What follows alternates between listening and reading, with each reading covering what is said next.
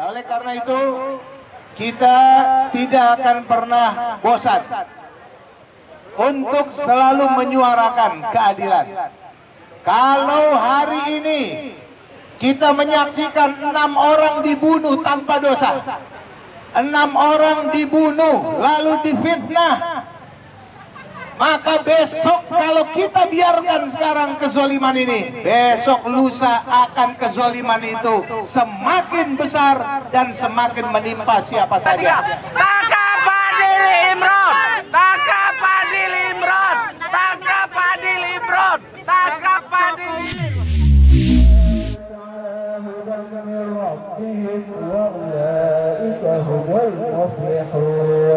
وإلهكم إله واحد لا إله إلا هو الرحمن الرحيم الله إلا الله لا إله إلا الله. Assalamualaikum warahmatullahi wabarakatuh. Takbir, takbir, sallu ala nabi. Saudara sekalian, 6 orang pengawal ulama yang dibunuh tanpa hak yang kejadiannya di kilometer 50 adalah sebuah kejahatan yang besar. Dosanya pun dosa besar. Tapi yakin sih yakin-yakinnya, kezaliman itu seberapapun panjangnya ada waktunya. Pasti ada waktunya dia akan merasakan akibat kezaliman. Pasti. Fir'aun kurang jahat apanya? Masih terus dikasih berkuasa. Tapi pada waktunya dia akan merasakan pembalasan kezaliman tersebut. Cerita-cerita sejarah maupun yang sekarang ada di hadapan kita dimanapun, ketika orang berkuasa cenderung ingin melakukan kezaliman. Apalagi kalau orang berkuasa nggak dibentengi dengan keimanan, dia cenderung akan berbuat kezaliman. Padahal kezaliman itu adalah kegelapan baginya di dunia hingga akhirat. Nah, kita minta supaya Komnas HAM jangan menjadi pelindung bagi para penjahat. Pelaku kezaliman harus ditempatkan pada tempatnya, harus dihukum sesuai dengan kadarnya. Siapapun yang terlibat dalam pembunuhan 6 syuhada kilometer 50 wajib dihukum seberat-beratnya dan seadil-adilnya. Tapi kita lihat pada pengadilan yang lalu dihukum bebas, tidak dipenjara pelakunya. Ini karena sudah sama kita ketahui bahwa ini adalah konspirasi melibatkan banyak pihak, semua pihak. Jangan Anda pikir tidak terlibat. Semua pihak yang terlibat semua dicatat oleh Allah Subhanahu wa Ta'ala dan akan dimintakan pertanggungjawabannya, termasuk Komnas HAM yang sekarang ini harusnya menangani kasus pelanggaran HAM. Maka semestinya mereka yang mendapatkan tugas untuk menjalankan tugasnya jangan turut serta jadi terlibat dalam pembunuhan biadab ini, saudara sekalian. Nah, oleh karena itu kita tidak akan pernah bosan untuk selalu menyuarakan keadilan. Kalau hari ini kita menyaksikan 6 orang dibunuh tanpa dosa, 6 orang dibunuh lalu difitnah, maka besok kalau kita biarkan sekarang kezoliman ini, besok lusa akan kezoliman itu semakin besar dan semakin menimpa siapa saja. Sekarang kita biarkan 6 orang mati dibunuh sia-sia, maka siap-siap besok lusa puluhan, ratusan, bahkan ribuan orang akan dibunuh juga dengan sia-sia. Oleh karena itu, siapapun dari kita tidak mau akan ada kezaliman. Kemarin ini sudah 6 orang syuhada yang mati dibunuh, dibantai. Maka kita tidak menginginkan adanya korban-korban kezaliman lagi yang lainnya.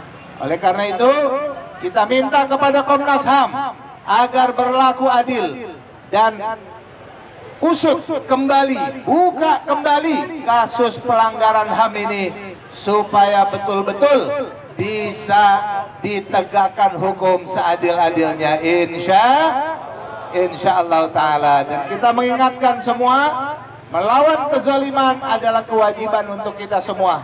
Apabila kita biarkan kezaliman ini, maka besok kezaliman akan semakin besar dan bisa jadi akan menimpa kita semuanya. Nauzubillah min dzalik. Dari saya cukup sampai sekian, dan insya Allah Ta'ala kita berdoa kepada Allah agar Allah Subhanahu wa Ta'ala memberikan kekuatan kepada para pengemban tugas dari Komnas HAM agar bisa melihat, mengusut kembali, membuka kembali masalah hukum ini, dan Komnas HAM bertindak dengan tepat dan sesuai dengan harapan insyaallah Ta'ala. Assalamualaikum warahmatullahi wabarakatuh. Waalaikumsalam warahmatullahi wabarakatuh. Jazakumullah khairan katsiran. Terima kasih.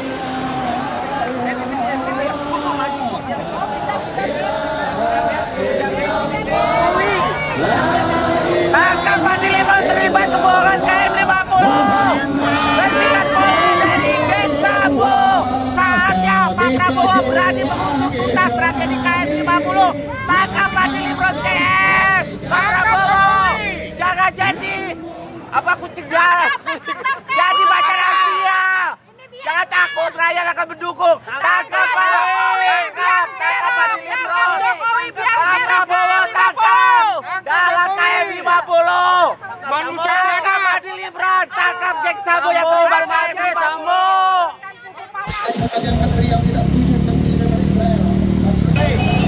Assalamualaikum warahmatullahi wabarakatuh. Waalaikumsalam warahmatullahi wabarakatuh. KNPRI, Koalisi Nasional Perempuan Indonesia. Hari ini kami di depan kantor Komnas HAM membersamai aksi menuntut keadilan untuk penuntasan kasus KM 50. Kira-kira apa yang kita rasakan hari ini, Mama? Sangat prihatin dan sedih sekali karena kasus ini belum terungkap juga. Berlarut-larut gak selesai. Ini sengaja atau gimana nih? Benar nggak? Betul. Kalau ini kejadian ke anak-anak kita gimana rasanya? Waduh, sakit hati, sedih sekali. Miris sekali.